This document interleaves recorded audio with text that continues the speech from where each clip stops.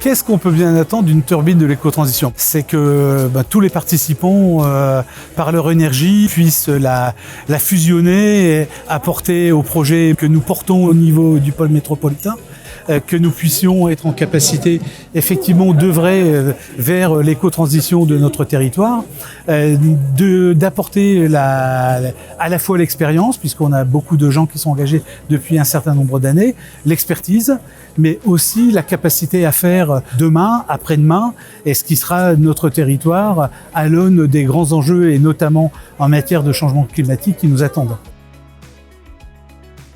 L'objectif de ces 2 jours d'événements, c'est de restituer un an de diagnostic territorial et de groupe de travail, de permettre aux personnes qui ont travaillé en ligne pendant un an de se rencontrer et de co-construire un schéma stratégique pour l'éco-transition du territoire.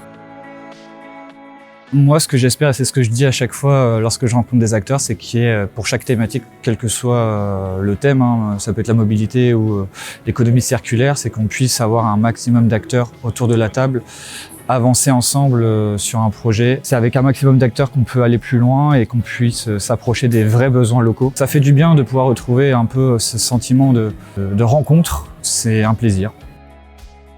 J'attends de la turbine de la transition écologique des actions concrètes. Nous avons lancé cette turbine, donc je me dis c'est très intéressant, les conversations, les discussions, les ateliers, ça nous met quelques consciences dans nos têtes en disant il faut agir. Donc agir pour l'environnement, agir pour demain. Il faut mettre en action quelque chose.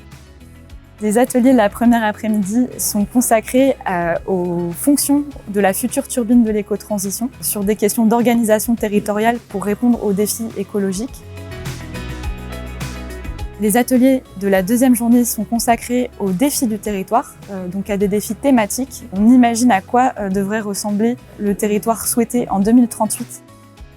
Le dernier après-midi est consacré à construire une feuille de route sur la base de ce qui a été proposé au cours des différents temps de travail.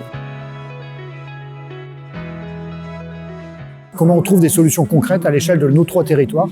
Et donc c'est de brasser à la fois les points de vue économiques, du monde économique, politique, associatif, et de voir quelle solution peut sortir de cette effervescence d'idées quelque part.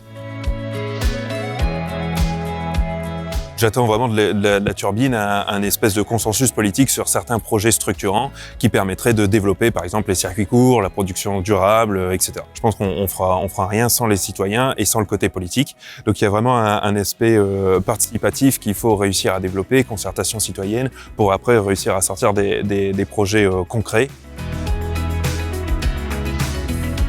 Ces 2 journées, elles ont permis de démontrer que collectivement, il y a énormément de choses à faire et ce soit pas simplement un ensemble de bonnes intentions, mais que vraiment on s'engage aujourd'hui résolument dans une transition écologique du territoire et d'œuvrer pour un avenir un peu plus radieux de notre territoire.